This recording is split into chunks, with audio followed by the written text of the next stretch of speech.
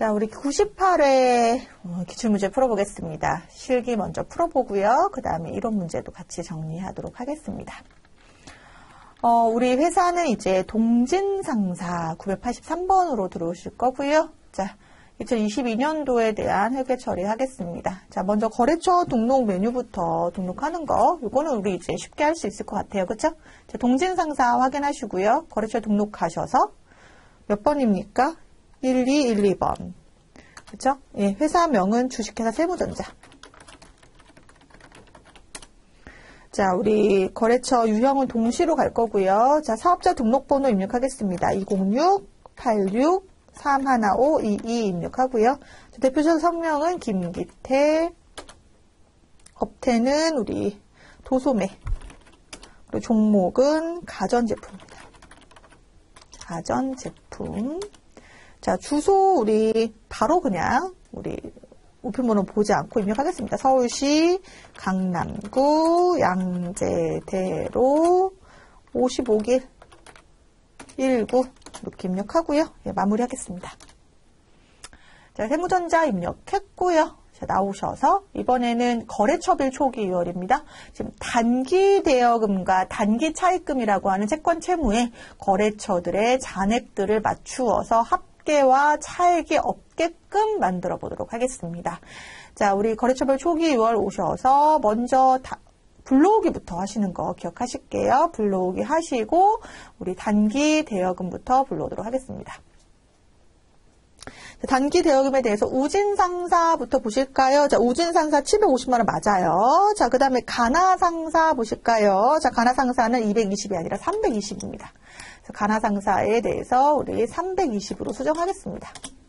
수정하시고 다라상사는 얼마입니까? 130 맞네요. 그래서 차액이 제로 확인하시고요. 자, 이번에는 부채니까 이제 좀 밑으로 내려와 보시면 단기 차입금 부채 보도록 하겠습니다. 자, 단기 차입금 부채 자차 상사는 1,050만 원이고요. 자, 마바 상사는 550만 원입니다. 그래서 차액 제로인 거 확인하시고 예, 종료하시면 됩니다.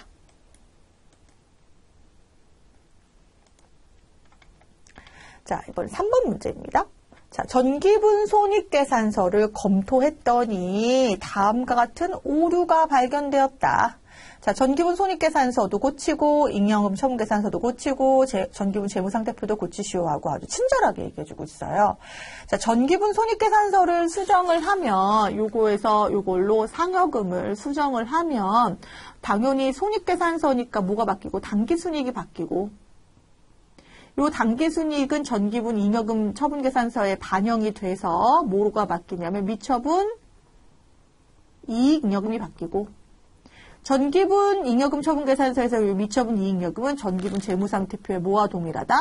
2월 이익잉여금과 동일하다.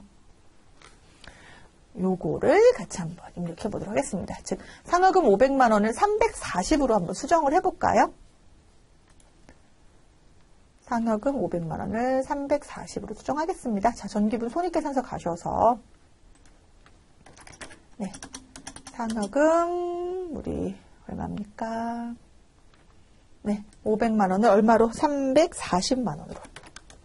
자, 수정하면서 엔터 치면 단기순이익이 변동됩니다. 자, 8,870으로 변동됐고요. 요 금액은 자, 안 적어놔도 돼요. 왜냐면 잉여금 처분계산서에 갔을 때는 요 내용이 불러오기로 반영되거든요. 그래서 얘 눌러주시고 그럼 불러오기로 반영돼서 자, 미처분 이익잉여금이 바뀌었는데요. 요 금액은 적어 놓으셔야 돼요. 1억 2,660만 원이라고 적어 놓으시고 어디 가서? 재무상태표에 가서 2월 이익잉여금에 1억 2,660만 원이라고 넣어주시면 마무리가 되는 겁니다. 자, 대체 차익이 제로가 됐습니다. 반복적으로 봐도 헷갈리죠. 그렇지만 다시 한번 따라하기 하시면서 우리 재무제표 간에 연결되어 있는 정보들 우리 파악하도록 하겠습니다. 자, 이번에는 우리 전표 입력하겠습니다. 일반 전표 입력. 먼저 7월 12일부터 보도록 할까요? 자, 우리 서점에 영업부 업무 관련 도서를 구입하였다. 그리고 보통 예금으로 지급하였다. 우리 도서 인쇄비라는 개정 과목이 있습니다. 자, 영업부니까 800번대로 입력하겠습니다. 자, 일반 전표 7월 12일 차변에 도서 인쇄비 800번대. 자, 금액은 얼마냐면요. 7만 원입니다. 자, 대변에 보통 예금으로 지급하였다. 차변, 대변 헷갈리지 않으실까요? 이제는 차변의 비용 처리, 대변의 자산의 감소 처리했습니다. 7월 28일 봅니다. 자, 주식회사 해운에 대해서 내가 받을 돈, 외상매출금 470이 있는데 또 마침 줄 돈도 있었던 거죠. 580. 그래서 얘를 상계 처리했다는 것은 자리를 바꿨다는 겁니다. 자, 장부로 정리했다는 얘기예요. 나머지 잔액은 당좌수표 발행하여 지급하였다. 그럼 당좌 예금 처리하도록 하겠습니다. 자, 그러면 먼저 7월 28일로 가셔서 자, 대변의 외상 매출금 우리 어디였어요? 해운에서 지금 우리 받을 돈이 얼마 있었는데 470 있었는데 오히려 줄 돈이 많았네요. 자, 부채 감소 처리하면서 해운은 같이 동일하게 걸어줍니다. 얼마입니까? 580입니다. 그럼 차익은 내가 뭐로 지급했다고 했냐면 당좌 예금으로 110만 원 지급했다. 상계 처리한다는 것은 서로 자리를 바꾸면서 개정 과목에 정리를 하고 금액을 정산한다는 개념. 자, 이번에는 우리 7월 31일 보겠습니다. 지난 3월 단기 시세 차익을 목적으로 취득하였던 주식회사 한국의 주식 2,000주라고 되어 있습니다. 자, 여러분, 이 2,000주에 대해서는 우리가 투자 목적이기 때문에 여러분들이 액면 금액은 생각하지 않으셔도 됩니다. 자, 얘를 얼마에 처분하였다? 2,400만 원에 처분하고 입금받았다. 그럼 구입 가격을 보셔야 됩니다. 만원. 그러니까 2,000만 원에 구입한 거를 얼마에 처분한 겁니까? 2,400만 원에 구입한 겁니다. 우리가 투자한 거에 대한 액면 금액은 보지 않겠습니다. 2,000주 곱하기 만원에서 2,000만 원에 구입한 걸 2,400만 원에 처분하였다로 입력하겠습니다. 자, 처분 이익이 발생하겠죠? 자, 7월 31일. 자, 대변에 단기 매매 증권의 장부 금액이 얼마였다고요? 네, 2,000만 원입니다. 근데 실질적으로 처분 금액은 우리 보통 예금으로 얼마가 입금됐습니까? 2,400만 원 입금됐다는 얘기입니다. 그래서 차익이 대변에 발생하죠. 대변에 대차 차익 발생합니다. 자, 이것을 뭐라고 한다? 단기 매매 증권 평가입니까? 아니죠. 실제로 거래가 발생했습니다. 처분 이익입니다. 400만 원.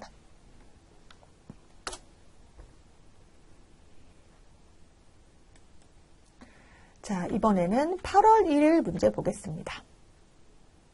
자, 8월 1일 문제 보겠습니다. 당사는 본사 건물 신축을 위한 차입금의 이자 비용 700만 원을 현금으로 지급하였다. 금융비용은 전액 자본화하기로 하였다. 금융비용의 자본화 문제 나왔습니다. 자, 우리 지금 완공일 2022년으로 바꾸겠습니다. 자, 이제 완공 날짜가 다가오고 있는 우리 당사의 본사 건물 신축입니다. 그러면 이 차입금에 대한 이자 비용이 발생한 거에 대해서 금융비용의 자본화 처리하겠다는 얘기는 해당 유형 자산에 포함을 시키겠다는 얘기입니다. 그런데 여러분들 유의하셔야 될 것은 건물이 완공된 것은 아닙니다. 지금 짓고 있는 과정 중에 있는 것이기 때문에 우리가 이제 건설 중인 자산 처리하겠습니다. 건설 중인 자산. 자, 따라서 8월 1일로 가볼까요? 8월 1일. 차변에 건설 중인 자산. 자, 이자 비용 얼마였습니까? 700. 대변에 현금 700 처리하겠습니다. 자, 이번에는 9월 30일 보겠습니다. 자, 예정 신고기간 2기 예정이면 우리가 7월부터 9월을 의미하는 건데요. 신고를 위해서 부가세 대입금 800만 원과 부가세 예수금 1,130만 원을 상계 처리하고 회계 처리하시오라고 되어 있습니다. 거래처 입력을 생략하고 총액을 상계 처리한다라고 되어 있는데, 자, 우리가 내야 될 세금, 즉 부가세 예수금이라고 하는 게 1,130만 원이 있고 지금 우리가 공제받을 수 있는 세금이 800만 원이 있는 겁니다. 부가세 대급금은 자산, 부가세 예수금은 부채인 겁니다. 내야 될 세금이니까요. 근데 얘를 정리한다는 것은 우리 아까 채권 채무 정리하는 거랑 동일합니다. 부가세 예수금이라는 부채를 차변으로 정리, 부가세 대금을 대변으로 정리해서 우리가 당연히 부가세 예수금이 더 크죠. 그러면 미지급 세금이라고 하는 내야 될 세금 처리를 하게 되는 것입니다. 자, 이걸 이제 9월 30일자로 정리하겠습니다. 9월 30일 가셔서 차변에 부가세 예수금이라는 부채를 감소시킵니다. 부가세 예수금, 자, 금액이 얼마였냐면 1130. 그리고 대변에 우리가 이미 납부한 부가세 대급금이라는 자산이 있었습니다. 자, 매입세 공제 가능한 부가세 대급금이 얼마냐면 800. 그럼 나머지 차액이 우리가 내야 될 세금이라는 거죠. 그것을 뭐라고 한다? 미지급 세금이라고 한다. 그래서 이번 연도 우리 예정신고기간 끝나고 10월 25일까지 납부할 부가세는 330만 원으로 이해하시면 되겠습니다.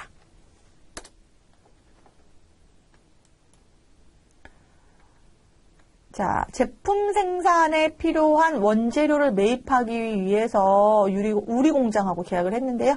계약금 지급했네요. 자, 계약금 지급한 문제에서 선급금 떠올리시면 되겠습니다. 자, 선급금, 선수금 이제 구분할 수 있습니다. 선급금, 내가 계약금을 지급할 일은 뭔가를 사기 위해서 계약금을 지급하고요. 선수금은 내가 매출 전에 계약금을 미리 받는 개념입니다. 선수금. 선급금은 내가 계약을 이행해야 될 어떠한 계약금을 지급하는 나의 어떤 권리가 되므로 자산 처리하겠습니다. 자, 12월 19일로 갈까요? 갑자기 12월 19일로 팍 떴네요. 자, 선급금, 차변의 자산 처리, 거래처는 우리 공장입니다. 자, 금액이 얼마냐면요, 200만 원. 대변에 우리 뭐로 지급했을까요? 예, 보통 예금 지급했습니다. 200만 원 처리. 일반 전표 문제, 여러분들 6문제 풀면서 우리가 다 앞에서 풀었던 문제들이긴 한데 좀 어려우시면 다시 한번 분개 손으로 쓰면서 기억하도록 하겠습니다. 자, 이번에는 매입 매출 전표 문제 보겠습니다. 자, 매입 매출 전표 문제가 조금 생경한 문제가 나올 수도 있어요. 그렇다고 해도 당하지 마세요. 우리 다 풀었던 문제들인데 한번 보도록 하겠습니다. 자, 7월 21일 비사업자인 이순옥에게 제품을 부가세를 포함해서 판매했다는 것은 과세 거래를 의미하는데요. 현금 매출했습니다. 근데 현금 영수증도 발행하지 않았고 카드도 아니고 세금계산서 발행하지 않았습니다. 즉 과세 거래인데 무증빙이라고 볼 수가 있고 그런 경우에는 우리가 검별 처리한다고 배웠습니다. 자, 매입 매출 전표 7월 21일 가겠습니다. 매입 매출 전표 7월 21일.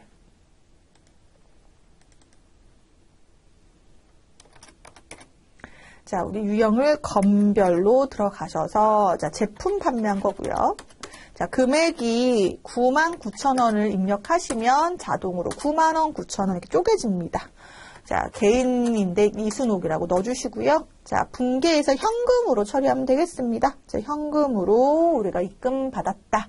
그래서 9만 원은 제품 매출, 9,000원은 부가세 예수금 이렇게 처리하도록 하겠습니다. 자, 검별이 뭐였다고요? 과세 거래인데, 즉 부가세가 붙는 거래인데 증빙이 법적 증빙인 어떤 세금계산서라든지 현금영수증 그리고 카드 전표가 아닌 걸 얘기하는 거죠. 자, 우리 9월 4일로 가겠습니다. 9월 4일. 이번에는 원재료 매입처의 사무실 이전을 축하하기 위해서라고 되어 있습니다. 그럼 여러분들 원재료 매입처면 당연히 거래처라고 얘기할 수 있겠고요. 그리고 어떠한 거래처에게 선물하는 거는 접대비 처리할 건데요. 접대비는 불공인데 생각하지 마시고 먼저 불공이라고 하려면 부가세가 있어야지 공제를 해주지 않겠다. 라는 것이죠. 근데 이제 부가세 자체가 없는 이거는 화환에 대한 무슨 거래입니까? 면세 거래입니다. 부가세가 왜 없지 고민해 보셔야 돼요. 이것은 꽃이기 때문에 면세 거래인 겁니다. 그래서 이 10만 원에 대해서 우리가 면세 처리를 할 건데 증빙이 계산서면 그냥 면세인데 현금영수증 계산서기 때문에 현금영수증 면세이기 때문에 현면이라는 우리 유형으로 선택하도록 하겠습니다. 자, 9월 4일 가셔서 자, 유형 보시면 여기에 현면 보이실까요? 62번 가셔서. 자, 품명은 축하 화환이죠. 자, 금액이 얼마였냐면 20만 원이었죠. 20만 원에 대해서 거래처는 프리티. 자, 분계해서 지금 금액에 대해서 혼합으로 가시고요. 우리가 거래처가 원재료 매입처 거래처였기 때문에 접대에 비해서 500번대 처리할 거고요. 해당 대금에 대해서 우리가 보통 예금으로 지급하였다까지 20만 원 입력하도록 하겠습니다. 자, 이번에는 우리 9월 15일 문제 보겠습니다. 당사는 제품을 제조하기 위해서 주식회사 한국에서 기계장치를 10개월 할부로 구매하고 전자세금에서 발급 받았습니다. 여러분 전자세금에서 발급 받았으니까요. 51번 아니면 54번인데요. 해당 거래는 지금 기계장치 산 거니까 51번 처리할 거고요. 할부대금 지급해야 되니까 이제 미지급금 처리하도록 하겠습니다. 자, 51번 기계장치 매입 9월 15일로 가도록 하겠습니다. 자, 51번 9월 15일. 자, 기계장치. 자, 금액 얼마짜리 구입했나요? 우리 5천만 원. 거래처는 우리 한국. 세금계산서 전자로 받았고요. 자, 혼합으로 가셔서 원재료 매입한 거 아니니까 기계장치로 수정해 주시고 대금에 대해서는 나중에 주기로 한 미지급금 처리하면 되겠습니다. 자, 여기까지. 자, 이번에는 10월 10일. 주식회사 광고에 제품을 판매했습니다. 또 뭘 발행했습니까? 전자세금계산서를 발급했습니다. 자, 우리 11번 입력할 거고요. 보통 예금 계좌로 받았습니다. 자, 제품 판매한 1,500만 원 우리 10월 10일자로 입력하겠습니다. 10월 10일 날짜를 잘 입력해야겠네요. 자, 11번 과세고 제품. 자, 공급가액이 얼마입니까? 1,500만 원. 자, 주식회사 광고에 팔았고요. 자, 전자세금계산서고요. 그리고 혼합으로 가셔서 해당 대금을 뭐로 받았다? 보통 예금으로 받았다라고 입력합니다. 자, 1,650만 원.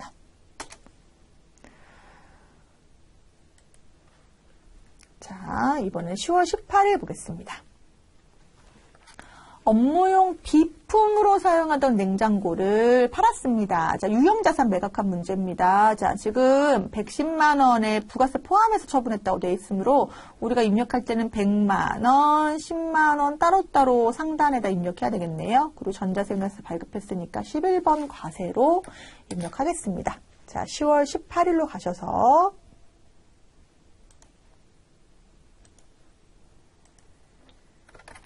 11번 과세에, 자, 냉장고였죠? 냉장고 쓸까요? 냉장고, 비품 처리할 거고요. 자, 공급가액에다가 우리 얼마 입력한다고요? 100만원, 10만원 따로따로. 왜냐면 부가세가 포함된 금액이라고 했기 때문에 이렇게 입력할 거고요. 자, 미래에 대한 거래처 입력하고, 전자세금계산서, 혼합 이렇게 넣어주겠습니다. 자, 제품 매출한 거 아니고요. 우리 비품 팔았어요. 근데 비품이 100만 원으로 되어 있지 않았습니다. 장부에는 얼마로 되어 있었냐면요. 280만 원이라고 되어 있었고 감가상각 누계액도 160만 원이 있었기 때문에 얘를 제거합니다. 그래서 280만 원 제거 그리고 비품에 대한 감가상각 누계액 더하기 1번 한 얼마 160만 원까지 제거하셔야 되고요. 자, 냉장고 값 110만 원을 뭐로 받습니까? 현금으로 받기로 했습니다. 자, 그럼 차익이 발생하네요. 자, 마이너스 차익이 발생했습니다. 그러면 차변에 그 차익을 입력하기로 했고요. 그 차익에 대한 계정은 유형자산 처분 손실이다. 얼마? 20만 원이다. 이렇게 입력하겠습니다.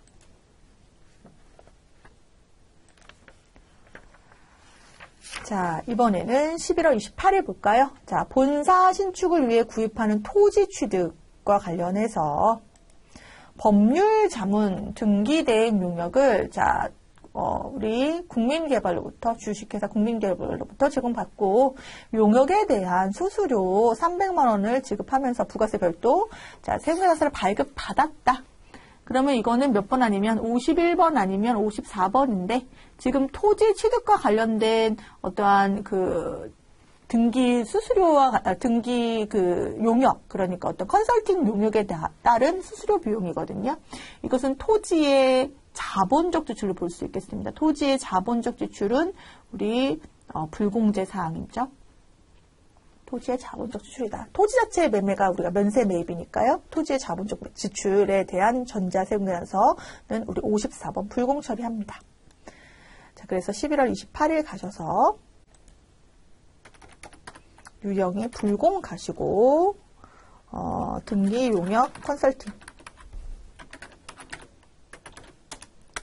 자, 금액이 얼마입니까? 300. 30. 거래처는 국민개발. 전자 혼합 가셔서 현금 가셔도 되네요. 예. 여기서 우리가 뭘 선택하시냐면 토지의 자본적 제출을 선택하시고 현금 거래로 가겠습니다. 이때 유의하셔야 될 건 무슨 처리한다? 토지 처리한다는 거죠. 토지 처리한다. 지금 우리 한 6문제 메인 매주 전표 문제 풀었는데요. 좀 앞서 풀었던 문제보다 조금 여러분들이 낯선 문제들이 있을 수 있는 회차인 것 같습니다. 너무 자신이 조금 헷갈린다 하는 부분들이 있다고 한다면 여러분들이 직접 다시 한번 문제풀이 반복하시는 것도 방법이겠습니다. 자, 메인 매주 전표 여기까지 입력했고요. 자, 이번에는 우리 오류 수정하는 문제 보도록 하겠습니다. 7월 10일 세금과 원가로 처리한 금액 10만 원은 임직원들에게 6월 15일에 급여를 지급하면서 원천징수한 소득세를 납부한 것이다. 그러면 직원들이 부담한 급여 지급 시에 원천징수한 소득이라는 건 예수금을 납부한 걸 의미하는 거죠. 그래서 7월 10일로 가보겠습니다. 일반 전표 7월 10일. 세금과 원가의 감소가 아니라, 세금과 원가라는 비용 처리가 아니라 예수금의 감소 처리하는 게 맞다라는 겁니다. 부채의 감소, 그래서 예수금으로 처리하면서 종료. 자, 9월 27일. 자, 본사 업무에 사용하는, 업무에 사용한다고 하더라도 우리 비영업용 소형승용차, 즉 택시 아닌 이상은 우리 불공제 내역이죠. 지금 보시면 과세 대상 자동차 2500cc라고 되어 있습니다. 1000cc 초과하니까 우리 불공 항목이고요. 가제트 수리에서 수리하면서 55만 원 부가세 포함된 금액을 현금 결제하고 전자세금세 발급받았다. 그런데 해당 금액에 대해서 매입세 공제 대상으로 처리하였다라고 되어 있습니다. 그럼 얘를 뭐로 바꿔라? 불공으로 바꿔라. 9월 27일 우리 매일 매주 전표 가셔서 불공제로 바꾸겠습니다. 과세를 불공제로 바꾸겠습니다. 자, 현금 처리 차량 유지비 800번대 되어 있죠? 네. 자, 54번 바꾸시고요. 불공제 사유가 우리 뭐에 해당하는 거냐면 비영업용 소형 승용차로 되어 있는 것이고 우리 이것을 우리 차량 유지비로 수정을 다시 해줘야 된다는 것까지 기억하겠습니다. 55만 원 전체 금액이 이제 부가세금 없이 차량 유지비 처리된다. 자, 그 다음에 우리 오류 수정하는 문제 했으면 이제 결산 문제 가야죠. 결산 문제는 한 3문제 나오는데 자, 1번 문제부터 볼까요? 구입 당시 자산으로 계상한 소모품에 대해서 기말 현재 재고가 6개가 남아있다라고 되어 있습니다. 20개 중에 6개가 남아있다. 자, 그럼 자산으로 처리했다는 것은 이 자산의 금액에 대해서 잔액이 계속 내년으로 2월될 수 있는데 자산으로 처리했을 경우에는 사용분에 대해서 우리가 무슨 처리한다고 배웠습니까? 소모품 비처리해야 한다고 배웠습니다. 그럼 20개 중에 6개가 남아있다는 것은 14개는 뭐 했다는 뜻이에요? 사용했다는 뜻이잖아요. 14개 곱하기 얼마에 대해서? 5만 원에 대해서. 그래서 70만 원에 대해서 소모품 비처리하겠습니다. 근데 이제 공장이라고 되어 있잖아요. 공장 소모품. 그래서 500번대 소모품 비처리를 몇 월 며칠자로 가셔서 12월 31일자 일반 전표에 가셔서 입력하도록 하겠습니다. 12월 31일 차변의 소모품 B. 자, 500번대 공장의 소모품이라고 했으니까 70만 원. 대변에 자산 처리했던 소모품의 감소 처리 얼마? 70만 원 이렇게 처리하겠습니다. 우리 법인세 비용은 결산자료 입력해서 하도록 할까요? 네. 그리고 3번 문제. 보통 이 고정자산 입력 등록 메뉴에 등록하는 문제가 잘 안 나오긴 하는데 이때 나왔었네요. 자, 보시면 우리 이거 수업 시간에 한번 하긴 했습니다. 자, 이 고정자산 등록 메뉴에 입력을 하게 되면 우리가 뭐를 계산하게 된다 그랬죠? 감가상각비를 계산하게 된다 그랬잖아요. 자, 지금 보시면 기계장치에 대해서 코드번호 101번으로 입력한다. 취득원가 3,000, 경계말 상각요구에 900, 취득연월을 그대로 이렇게 넣겠습니다. 자, 제조 5년 정율법. 어디다 입력하는 거냐면 기억나실까요? 예, 고정자산 등록에 가셔서 자, 해당 메뉴에 대해서 입력을 하겠습니다. 자, 지금 우리가 우리 기계장치였죠? 네, 기계장치로 입력합니다. 이렇게 누르시고 여기다 기계 이렇게 누르. 자, 기계장치에 대해서 101번이었나요? 네, 101번. 자, 이름은 우리 그냥 계정 과목 이 기계장치라 넣겠습니다. 기계장치. 네. 취득 연월이 2019년 7월 27일이고요. 자, 정률법 그대로 적용하겠고요. 자, 기초가액이 얼마로 취득원가 3천만 원으로 넣으시는 거고요. 자, 정기말 상각 누계액이 900만 원입니다. 만약에 취득 연월일이 당기 2022년이라면 여기 4번에 넣으신다고 했습니다. 4번. 자, 그리고 우리 내용 연수는 몇 년이냐면요. 5년이죠. 5년이고 우리 판관비에 해당하느냐 아니면 제조 원가에 해당하느냐는 여러분들이 여기서 이렇게 500번대로 눌러보면 되죠. 왜냐하면 기계장치니까 500번대로 눌러줬습니다. 그럼 이번 연도에 계산된 감가상각비는 바로 요 947만 1,000원입니다. 그럼 요 947만 1,000원을 여러분들이 적어 놓으셔야 돼요. 적어 놓으셨다가 요거를 우리가 결산자료 입력해서 반영하겠습니다. 947만 1,000원. 자, 그러면 이번에는 우리 2번하고 3번을 결산자료 입력 가서 한번 입력해 보도록 하겠습니다. 자, 결산자료 입력 1월부터 12월 조회하시고요. 여기서 뭐 법인세 보시면 법인세와 관련해서 잔액 조회할 수 있었잖아요. 잔액 조회 지금 100만 원 있잖아요. 그렇죠? 한번 해볼까요? 선납세금.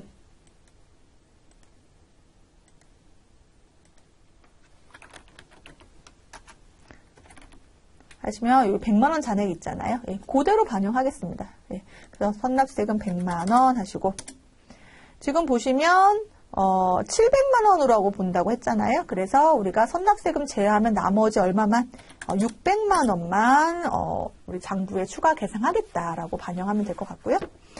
또 우리 아까 감가상각비 기계장치에 대해서 적어놓은 장부 금액이 있습니다. 자, 그럼 그 금액을 어디다 입력하냐? 잘 보세요. 감가상각비 입력하는 방법이 두 가지가 있습니다. 지금 매출원가, 매출원가에 포함되는 감가상각비는 바로 여기에 있는 감가상각비고요. 아니면 판매비 관리비의 감가상각비 두 가지 관점이 있습니다. 여기 보시면. 근데 우리는 지금 기계장치라고 하는 우리 제조원가에 포함되는 감가상각비였기 때문에 여기 경비에 해당되는 감가상각비 기계장치에다가 입력하겠습니다. 얼마를? 947만 1,000원 입력하시고요. 입력한 거를 우리 전표 추가하겠습니다. 전표 추가. 지금 법인세와 감가상각비가 전표 추가됐습니다. 나와서 보시면 자 우리 어디에 가서 보시면 일반 전표 12월 31일에 가서 보시면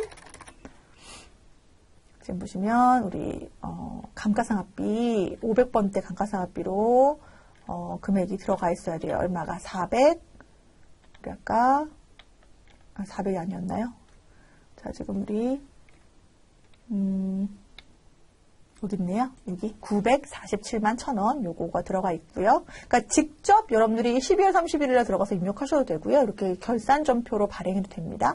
아니면 우리 법인세와 관련된 거는 이렇게 자 100만 원은 선납세금, 나머지는 이제 미지급세금으로 600만 원 정리되게 되겠습니다. 자 여기까지 해서 우리 결산전표 했고요. 이번에는 장부조회 하도록 하겠습니다. 장부조회하는 문제도 벌써 9점이나 되니까요. 우리 꼼꼼하게 보겠습니다. 먼저 1번. 일기 확정 4월부터 6월에 대한 신고에 대해서 카드로 매출된 공급 대가는 이 문제입니다. 카드로 매출.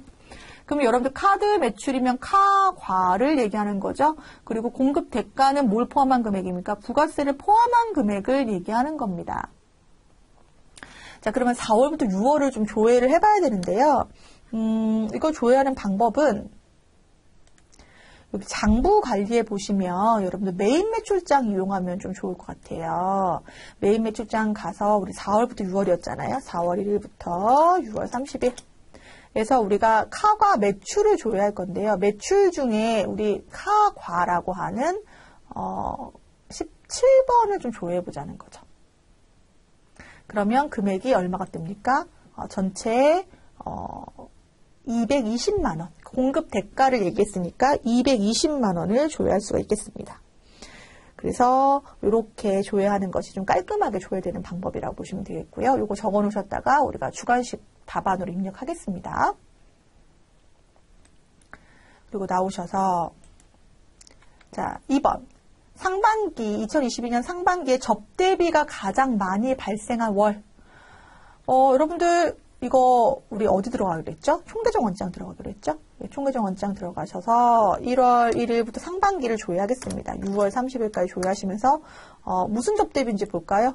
네, 판매비 관리비 접대비니까 800번대 접대비로 조회하겠습니다. 800번대 접대비로 조회하시면 가장 많이 발생한 달은 몇 월입니까? 예, 2월이네요. 2월에 2,210만 원이 발생했다라고 적어 놓으셔야겠습니다. 2월에 2,210만 원. 자, 우리 마지막 문제죠. 자, 5월 말 현재 외상매입금 잔액이 가장 큰 거래처와 그 금액은 얼마인가?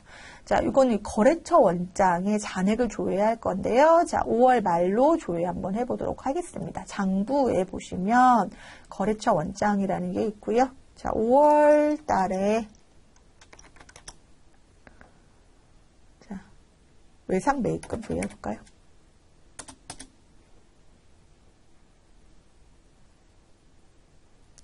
5월 31일까지 했나요, 우리? 그쵸? 이렇게 조회하면 되겠습니다.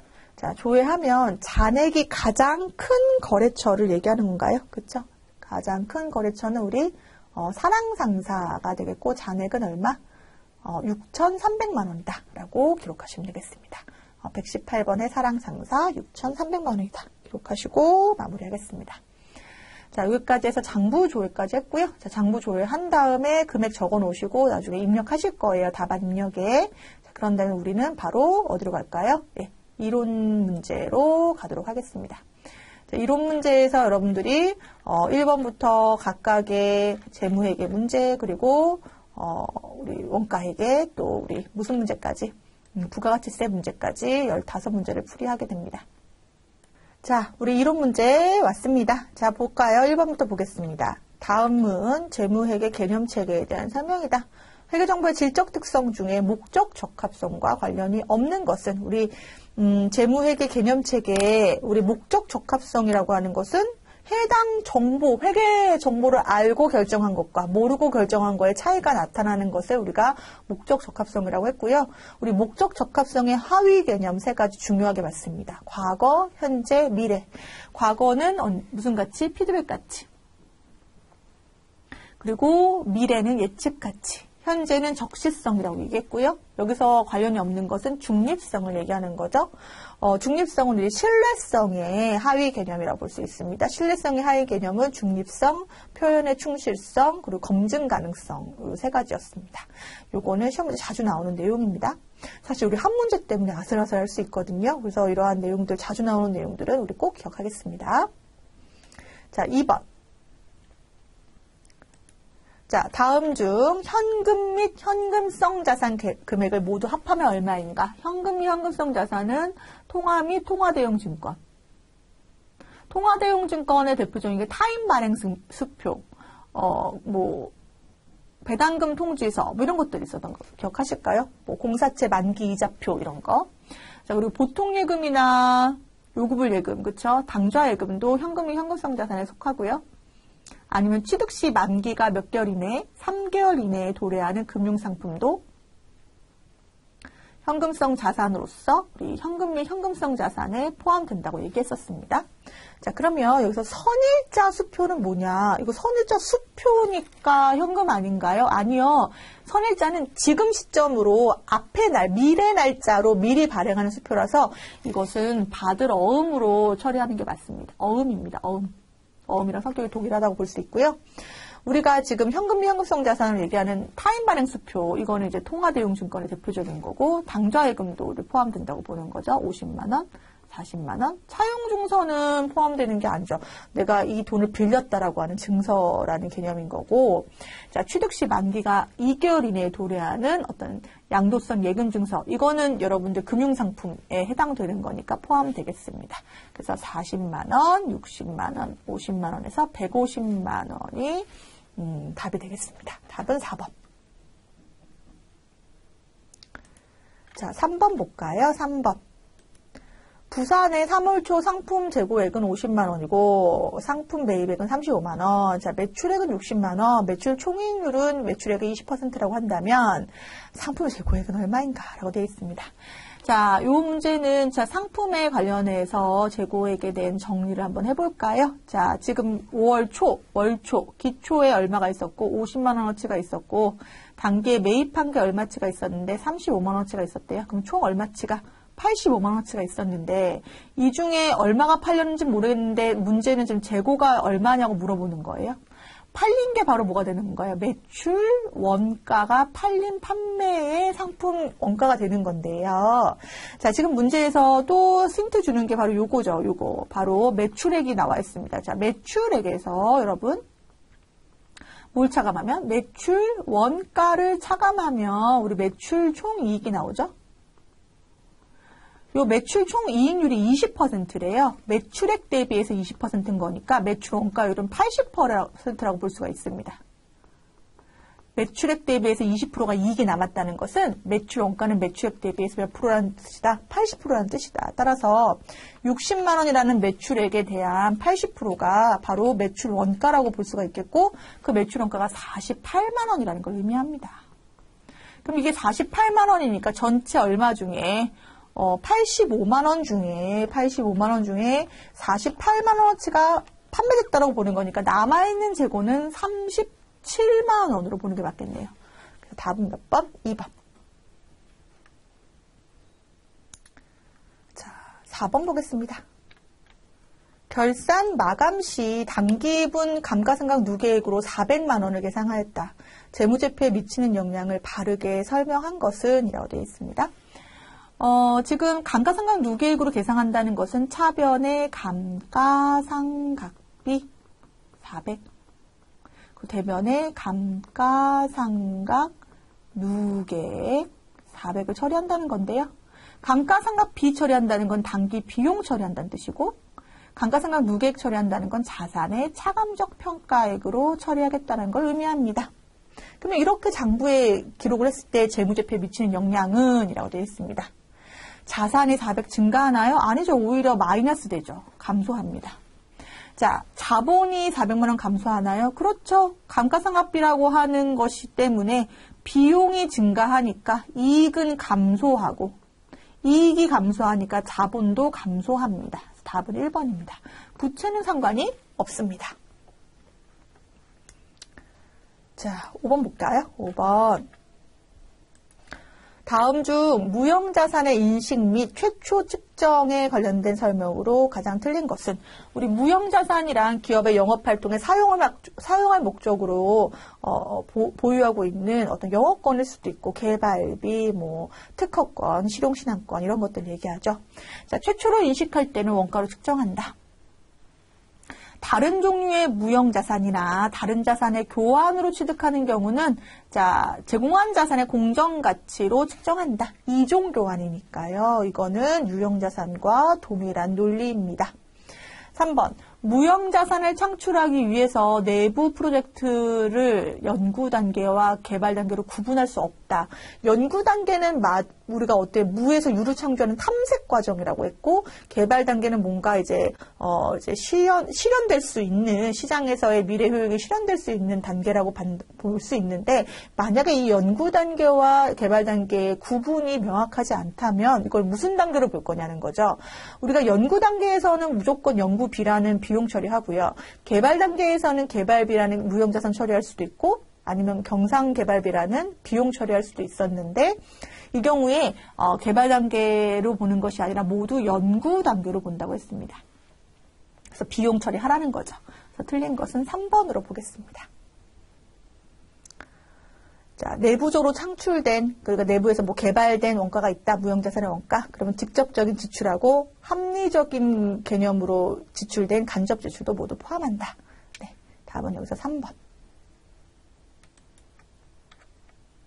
6번 볼게요. 유가증권 분류해볼까요? 자, 유가증권 취득한 후에 만기 보유증권, 만기까지 보유할 의사가 있는 채권, 아니면 단기 시세 차익을 볼 목적이 있는 단기 매매증권, 아니면 장기 투자증권, 매도하는 증권 중에 하나이다.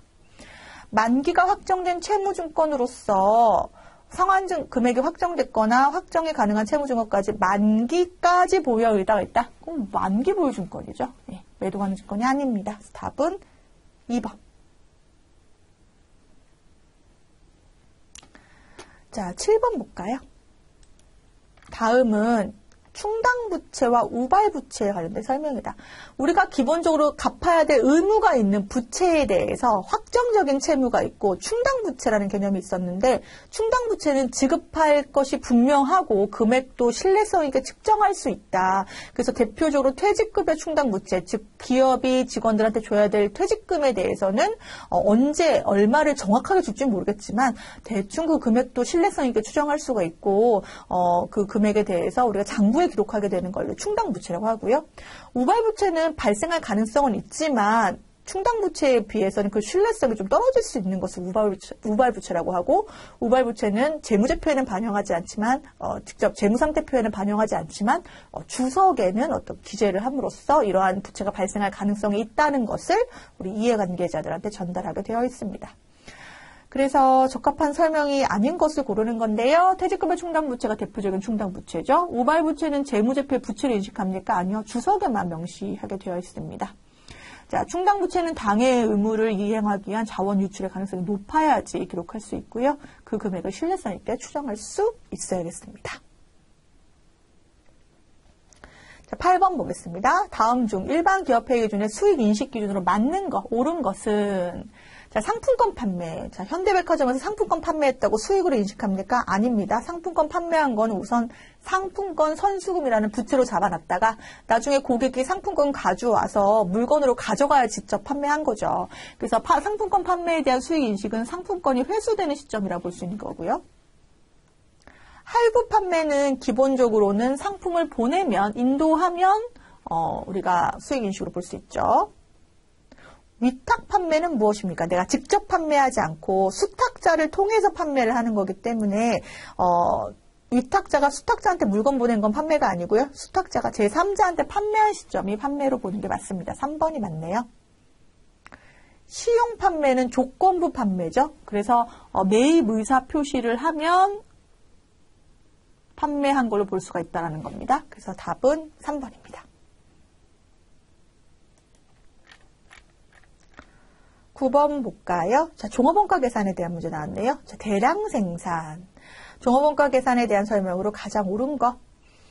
직접원가와 간접원가의 구분이 중요한 건 개별원가 계산이었고요. 대량 생산이라고 하는 이 단어 보시면 이것이 바로 종합원가 계산의 특징이라고 볼 수 있겠습니다. 자, 주문 생산에 적합한 거는 개별원가 계산이고요. 마찬가지로 간접원가의 배분 문제가 중요한 것이, 배부를 계산하는 것이 바로 개별원가 계산의 특징으로 볼 수 있겠습니다. 답은 몇 번? 네, 2번입니다.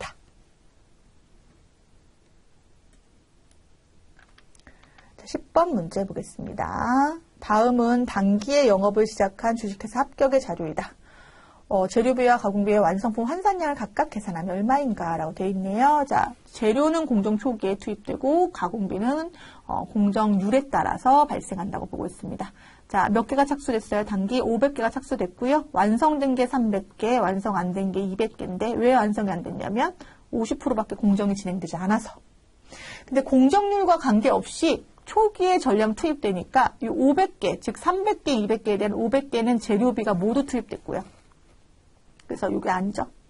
가공비는 300개는 모두 투입됐죠. 왜냐하면 가공이 100% 완료된 게 완성품인 거잖아요. 그래서 300개는 모두 투입됐는데 완성도가 50%밖에 투입되지 않은 이 기말제공품에 대해서는 100개만 인식합니다. 그래서 300개 더하기 100개 해서 이거 쓸까요? 이렇게 쓰면 헷갈리니까 다 쓰면 재료비는 공정 초기에 모두 완성률에 관계없이 투입되니까 300개에도 투입됐고 200개에도 투입됐다. 그래서 500개에 투입된 거고, 가공비는 완성도에 따라 다른 건데 얘는 완성된 거잖아요. 완성된 건 100% 완성됐으니까 모두 가공비 300개 투입. 그렇지만 기마제공품은 완성도가 50%밖에 안 되니까 100개에 대해서만 인식한다. 그래서 400개에 대해서 가공비. 답은 4번입니다.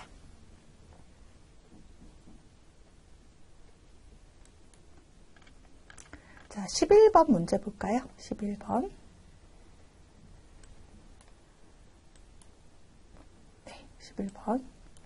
다음은 원가 행태에 따른 그래프이다. 자, 변동비와 관계 있는 거.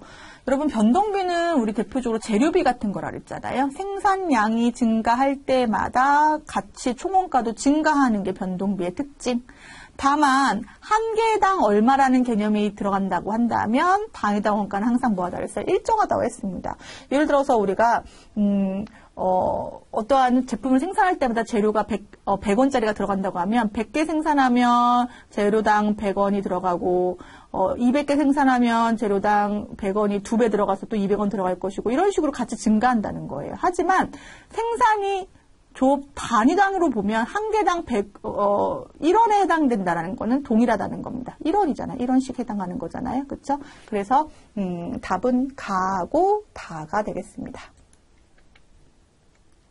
가고 다. 답은 2번이고요. 자, 그러면 만약 이 문제가 고정비와 관련 있다라고 하면 총원가가 항상 일정한 게 고정비죠. 하지만 당해당 원가는 조업도에 따라서 반비례하는 게 바로 고정비의 특징입니다. 그래서 나하고 라는 고정비에 대한 설명이 되겠습니다. 자, 12번 문제 보겠습니다. 자, 보조분 원가 배분 방법 3가지, 직접 배분법, 단계 배분법, 상호 배분법 있었죠? 자, 가장 옳은 것은 골라볼까요? 자, 단계 배분법은 일부만 어떠한 보조 부분끼리의 용역 수수를 인정한다고 했기 때문에 배분 순서가 중요하다고 했습니다. 그래서 이거는 틀린 답이고요. 자, 상호 배분법은 서로의 어떠한 그 용역 수수 관계를 완전하게 고려하는 방법이죠. 예, 답은 2번입니다. 직접 배분법은 정확하지 않아요. 그 대신에 간단하게 풀 수 있고요.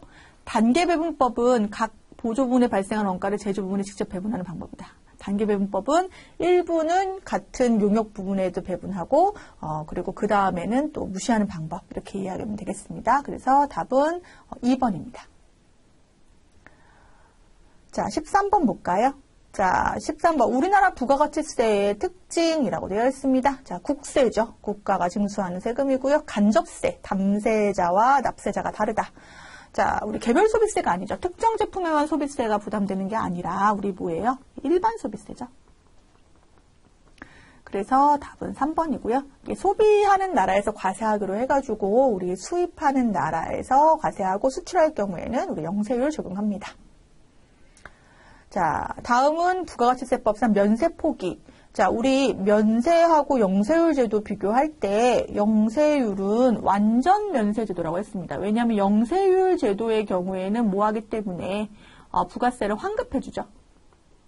근데 면세 제도는 부가세를 환급해주지 않아요. 왜냐하면 부가가치세법상 면세사업자는 사업자가 아니기 때문에. 자, 면세를 그래서 포기하는 제도가 있다고 했습니다. 면세 포기한다는 건 예를 들어 이런 거죠. 우리 회사가 꽃을 수출하는 회사예요. 꽃을 수출해요. 그러면 꽃은 면세 품목이란 말이에요. 근데 수출이라고 하는 것도 영세율이잖아요. 그렇죠? 그래서 부가세가 환급되는 게 훨씬 유리하기 때문에 우리가 면세를 포기하고 영세율 제도를 선택할 수가 있겠죠. 자, 면세 포기를 한번 하면 3년간 다시 돌아갈 수 없다고 했습니다. 자, 면세 포기는 승인을 얻어야 되는 건 아니에요. 신고를 하면 되는 것이고, 면세 포기 신고로부터 3년간은 부가가치세 면세를 다시 돌아가지 못한다. 예, 2번이 맞고요. 영세율 사업자는 면세 사업자는 영세율 재화 용역에 대해서 면세 포기가 가능하다고 보시면 되고요. 면세를 포기하면 당연히 매입세 공제는 가능해집니다. 매입세 공제가 불가능했던 이유는 면세 사업자이기 때문이었기 때문에 그래서 여기서 답은 몇 번? 2번으로 보겠습니다. 자, 15번 문제 볼까요? 자, 과세표준 물어봅니다. 자, 과세표준은 뭐예요? 여기에 곱하기 10% 하겠다는 거니까 과세표준에 포함된다는 건 세금 내라는 거고 포함되지 않는다는 건 세금을 안 내도 된다는 얘기입니다. 부가가치세가. 자, 그러면 과세표준이 얼마인가 물어보고 있습니다. 자, 외상 판매. 판매가 외상으로 판매했던, 할부로 판매했던, 현금으로 판매했던 당연히 과세표준에 포함이 되고요. 자, 대표이사 개인 목적으로 사용했다. 이거 대표적인 간주 공급이죠. 간주 공급, 개인적 공급. 간주 공급의 경우에도 공급으로 보겠다는 것은 과세표준을 포함시키겠다는 것이고, 네가 이걸 팔았다면, 즉 시가였다면 세금을 시가의 10%를 내라고 했다는 거 기억하실까요? 그래서 과세표준은 12만 원으로 보는 게 맞습니다. 그러니까 분계량은 조금 달라지는 거죠. 분계에서는 8만 원의 원가가 감소하는 거지만 세금을 계산할 때는 시가에 대한 10%를 계산하게 된다는 것이고, 자, 비용업용 소형용차에 대한 매각대금도 당연히 과세표준에 포함되고요. 다만 화재, 재해 손실에 의한 제품의 감소는 우리가 판매한 걸 보지 않죠. 간주 공급이 아닙니다. 예, 세금도 어쨌든 사회적인 어떠한 개념이 들어가는 거 아니겠습니까? 아무도 무조건 세금 내라는 게 아니라 어떠한 인과관계에 의해서 이것이 세금을 내야 될 이유가 있는지 없는지를 봐야 되는데 화재로 인해서 소실된 것까지 세금 내라고 하면 이거 너무한 거잖아요. 그렇죠? 그래서 200만 원, 12만 원, 10만 원이 바로 과세표준이 되니까 답은 3번으로 보겠습니다. 자, 여기까지 해서 우리 또 15문제 풀어봤고요. 자, 요 문제에 대한 이론 정리되지 않은 부분 혹은 기억이 나지 않은 부분이 있다면 앞에 있는 내용 다시 한번 체크하시고 넘어가도록 하겠습니다. 자, 우리 기출문제 풀이 우리 세 번째 마무리하고 또 이어서 하겠습니다.